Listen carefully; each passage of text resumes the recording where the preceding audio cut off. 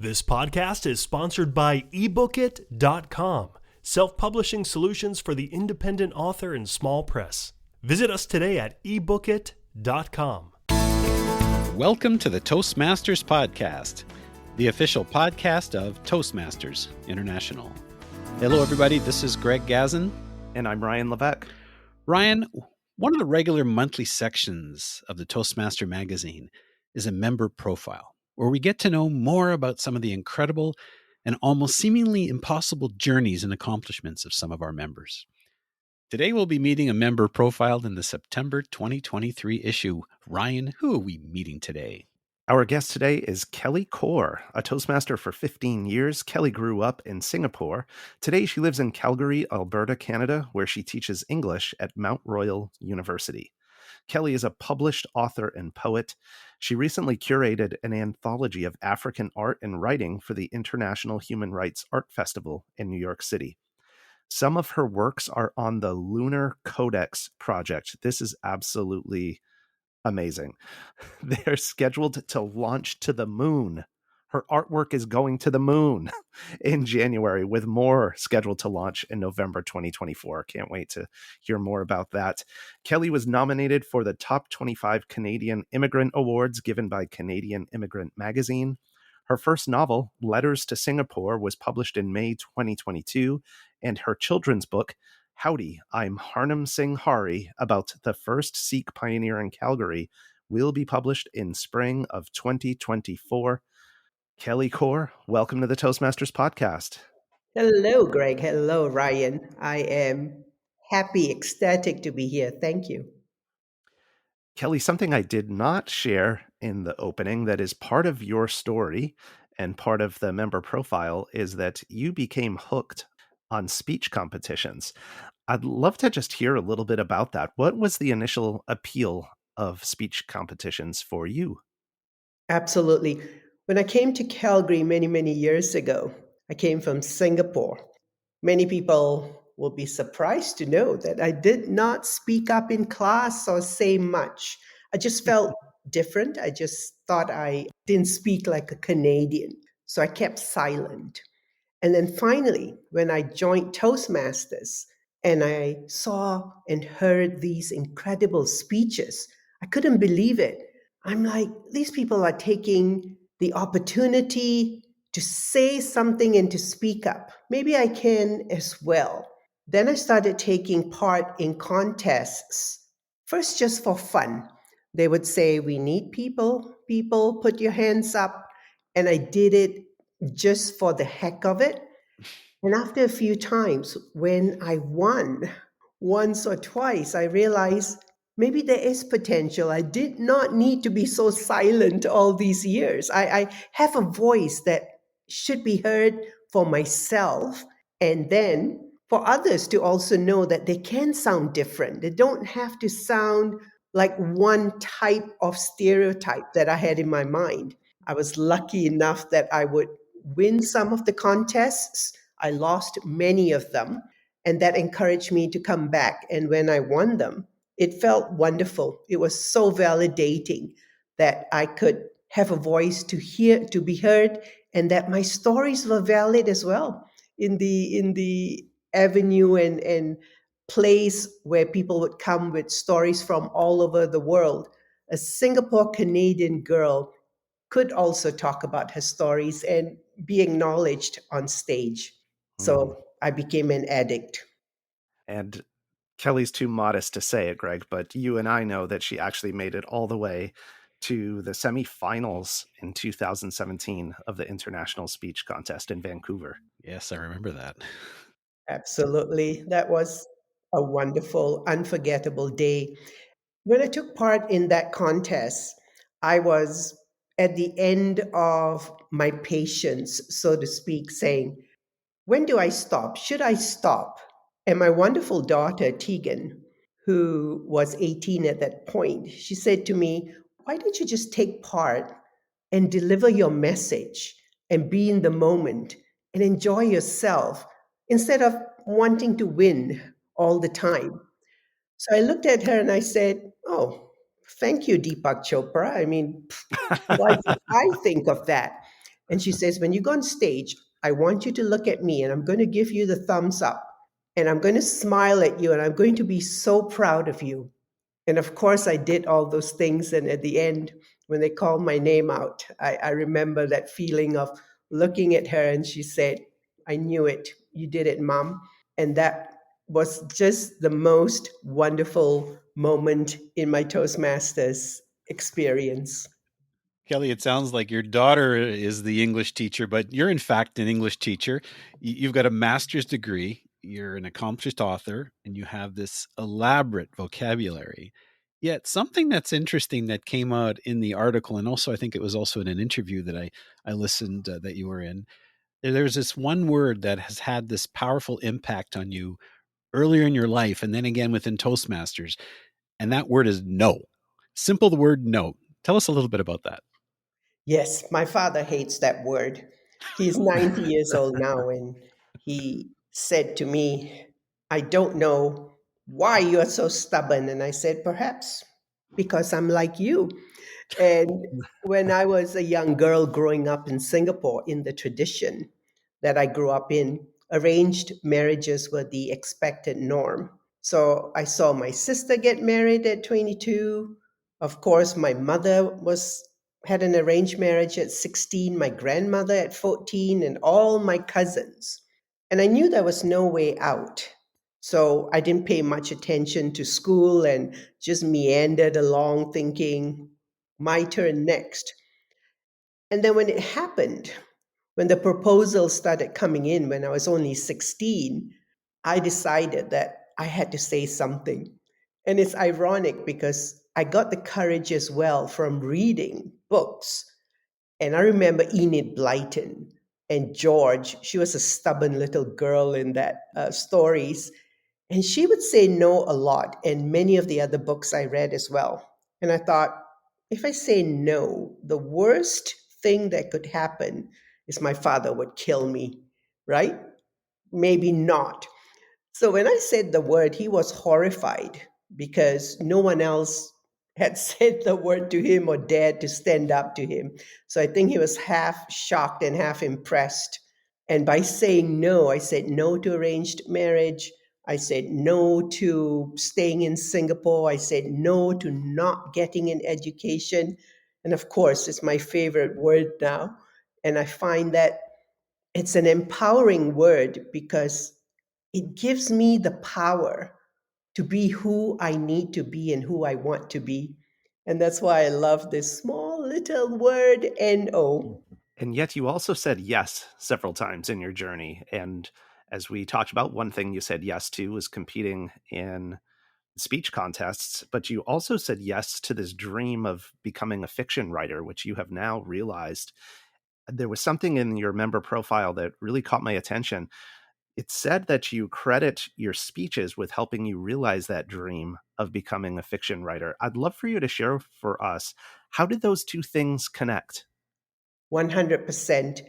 I didn't think much about being a writer because I would just dream about it. I say, when I get that house in Canmore with the view of the mountains, then I would write. And everybody looked at me and said, fabulous, excuses. So when I joined Toastmasters, I now realized then, that actually that's writing. I was writing nonfiction pieces. I would write about my father, about arranged marriages, about my experience with the American man, Fred, that I met. By doing that, I established the foundation for writing.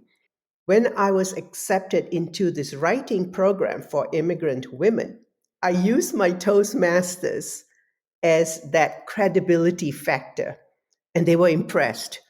Thankfully, I said, I've written over 50 speeches, I've won contests, I've made it all the way to Vancouver.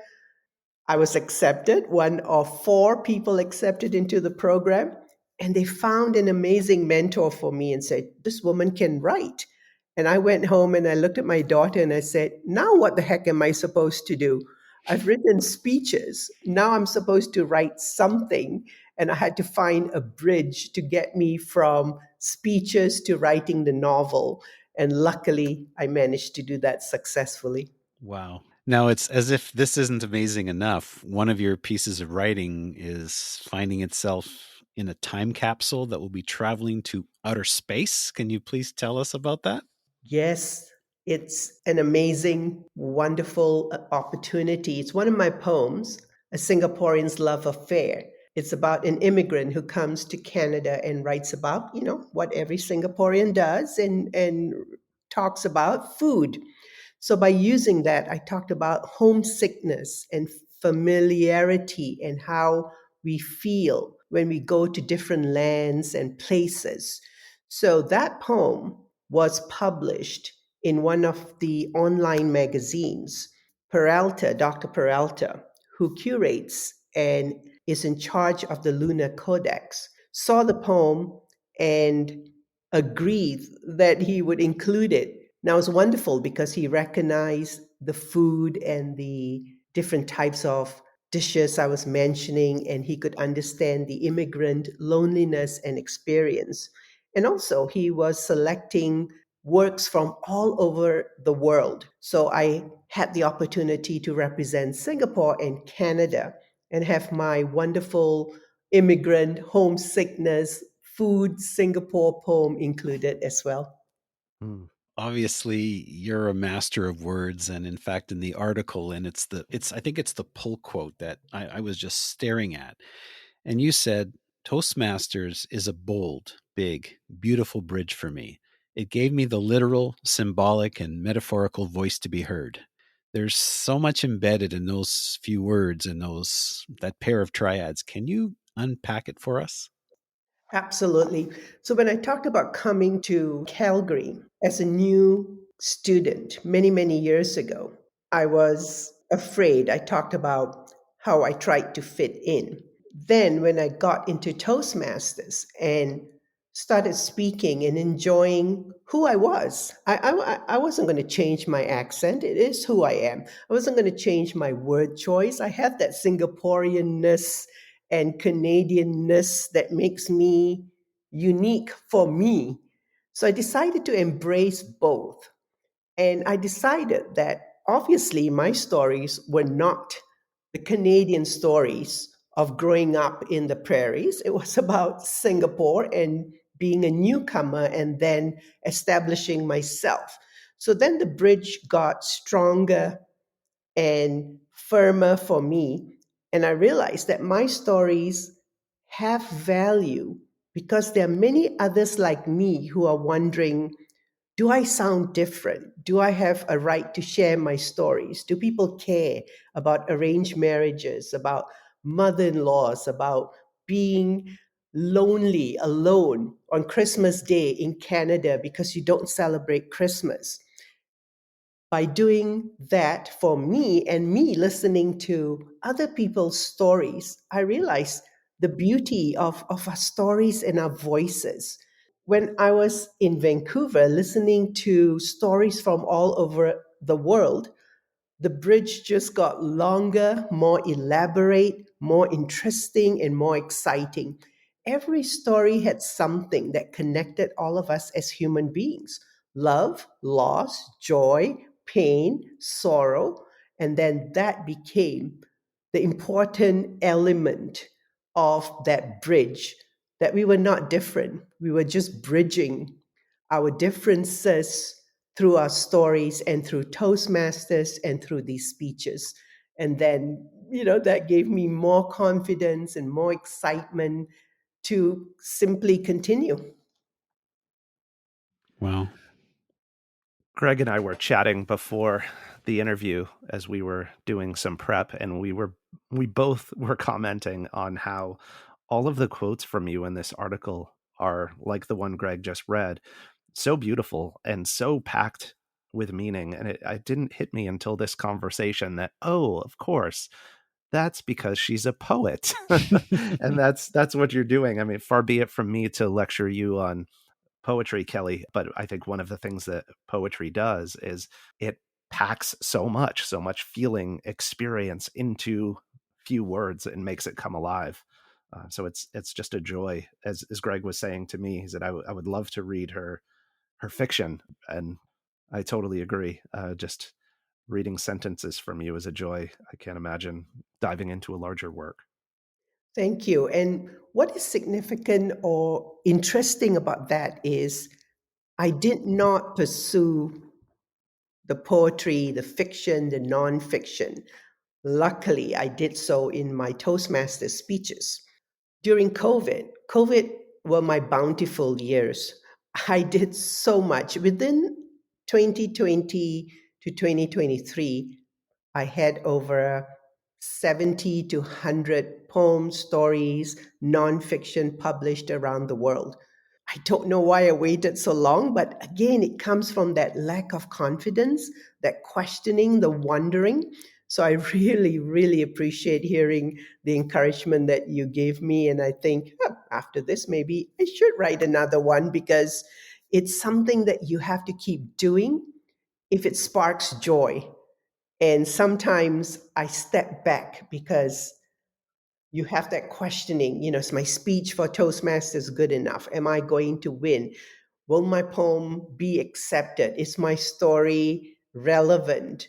And I think that's all comes together in writing and writing speeches and writing creative works that one must have the courage to succeed and to fail. One of the promises of Toastmasters is to find your voice. And just a comment for our listeners here, it may not be poetry and fiction or nonfiction writing for you, but there is the opportunity here to discover your voice and to have this same experience that Kelly's had of realizing your stories do matter, your voice does matter and deserves to be heard. And as we see from Kelly here today, the world is richer because of it. And not only the world, the moon. Yes, the moon forever. Yeah, and make sure you share your stories and your poems with your fellow Toastmasters. Get evaluated, get credit, get feedback. And who knows, the universe may be yours one day. That's true.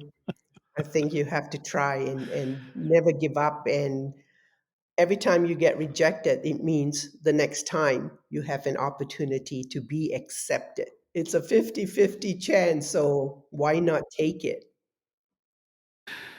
Kelly, tell us a little bit about your book, Letters from Singapore. It's a curious title. Yes, letters to Singapore. So when I got accepted into the program, I had a mentor, Aretha Van Herk, who is an established Canadian writer. And my first instinct was to run away because I really didn't have a game plan for anything except saying I have all these wonderful Toastmaster speeches. So the night before, I had to brainstorm with my daughter again. I said, I don't know what I'm going to do. Then I realized, why don't I just write letters back and forth? It sounded like a fabulous idea. I mentioned it at the interview. I mentioned it to Aretha Van Herk, and she said, fabulous. I would like you to send me 20 pages every 2 weeks. Then I knew I was in serious trouble because now I had to come up with this novel. And I said, what do I do? And she said, just write the first letter.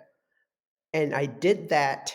And because I was so overwhelmed with gratitude, excitement, and the possibility of fulfilling my bucket list, I sent those letters and I wrote this novel in 100 days. What I couldn't do in 100 months because I didn't have the confidence. I just kept writing and sending them to her. She was all over the world and she would say, yes, this is good, keep on. And I said, I'm done. She said, no, you have 200 pages more to go. And every time I thought I was done, she would say, no, now I need you to come up with a scene where you put all the characters together. And so the premise became a student who comes from Singapore, goes to the University of Calgary, and writes letters home to her mother, her sister, her Chinese friend, and her South Indian friend. And in those letters, these women exchange their lives, their hopes, their dreams, their ups and downs. In a most amazing way, my letters meshed together and unfolded into my first novel, Letters to Singapore. And I am grateful. Wow. Well, the premise you're talking about, it sounds like, is this somewhat autobiographical by chance? Everyone insists that it's my life. And what I did is I wrote what I knew about Calgary in 1985, the Olympics and Electric Avenue and the mountains and going down to Kensington for coffee at the roastery. So those events were definitely stolen from my own life. But the stories about the character Simran, her mother, her sister, and her two friends were mostly fiction. And this is where I myself, who have not written a novel, learned about the creative powers of writing stories. Because in Toastmasters, the stories were true. Now I realize I could come up and do anything I wanted. And as I started writing, they got more exciting and more elaborate. And then I was really concerned because I knew people would say, "This is you." They still do. They insist it's me. And I said, "Let me tell you, my own story was more challenging. I can't even write about this. This novel is a combination of 90% fiction and 10% some parts real. I let people decide what they want to decide because as an English major, you know, when a writer writes and the reader reads the novel, the reader interacts with the novel in his or her own way and creates whatever reality they want. So I'm learning to accept that and not challenge or fight with my readers anymore and just say, "Thank you for reading my novel." All of the stories are true, and some of it actually happened. Yes, Right? exactly. And I said, if you buy me a martini or two, I might tell you more. This is so funny because what we're talking about right now leads perfectly into another quote or another portion of the article where, Kelly, you describe yourself as an immigrant woman with a different accent and strange stories. Yes. How so are they strange? Well, in 2017, when I was in Vancouver and I listened to people's stories, I was just gobsmacked. Incredible stories, right? I remember the story of the Canadian man who said he was in prison for a long time.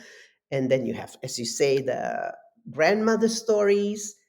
Everyone's stories from their survival to cancer to illness. I realized how different they were and different from mine. Some people obviously have not gone through arranged marriages or don't understand it the way I have seen it, witnessed it, felt it, and experienced it. So I knew many of my Canadian friends during my Toastmaster speeches would come up to me and said, "Oh, how do you cope with this? How do you do this? How could this happen to you?"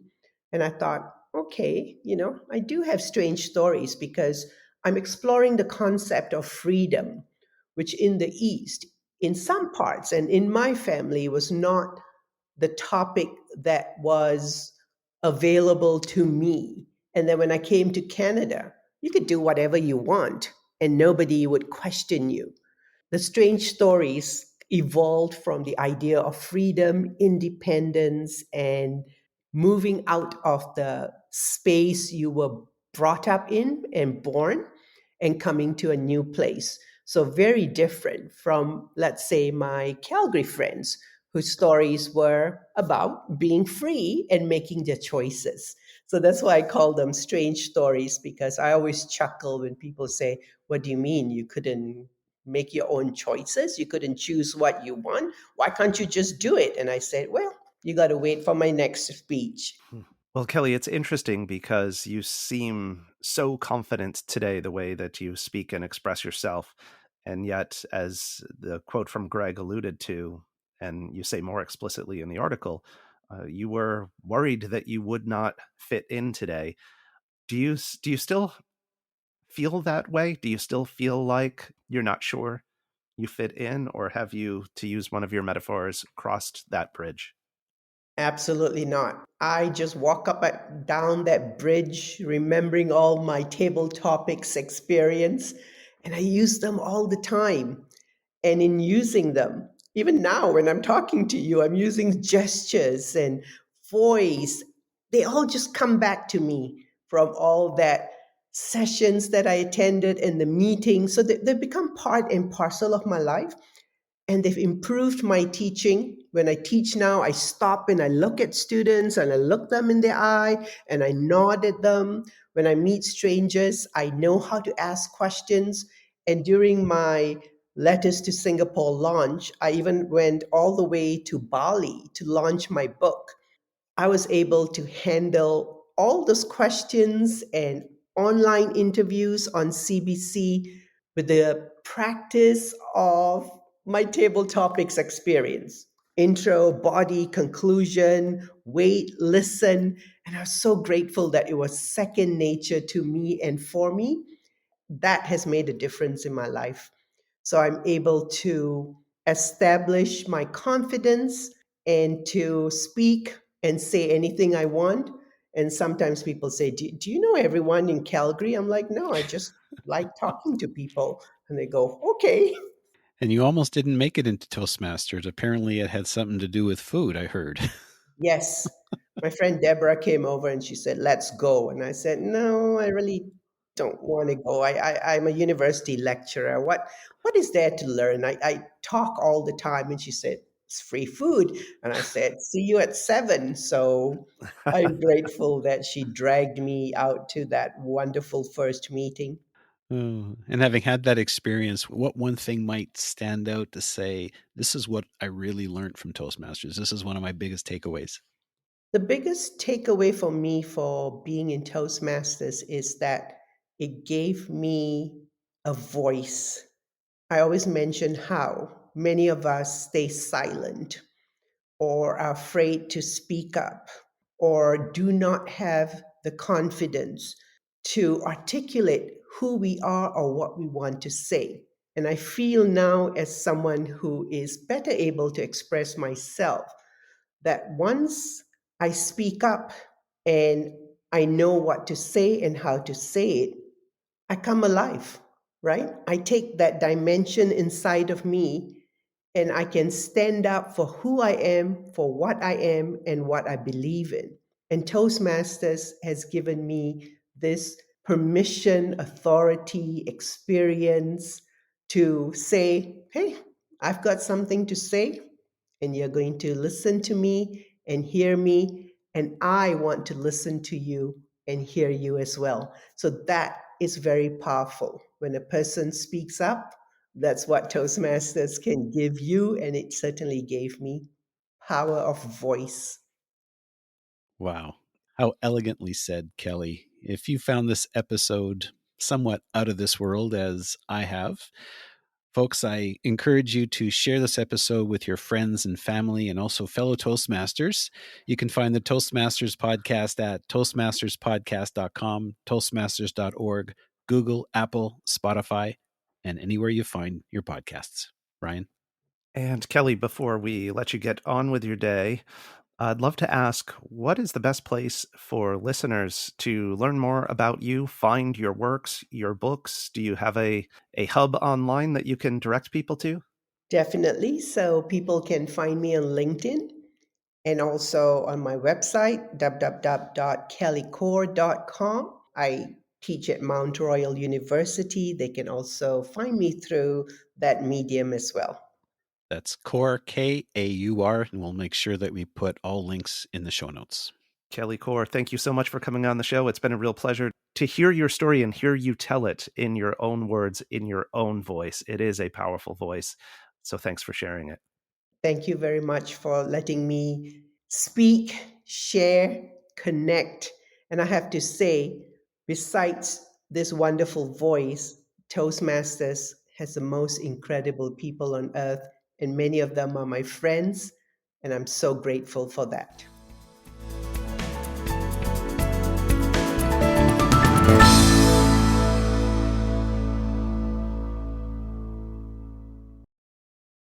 Ever imagined a book written just for you? Introducing Books.ai. We're not just another bookstore, we're the future of reading. Our state-of-the-art AI adapts each book to your specific needs, creating a personalized masterpiece. Visit Books.ai now, that's POOKS.ai, and use the promotion code SPOTIFY for a whopping 50% off. Books.ai, your personalized book awaits.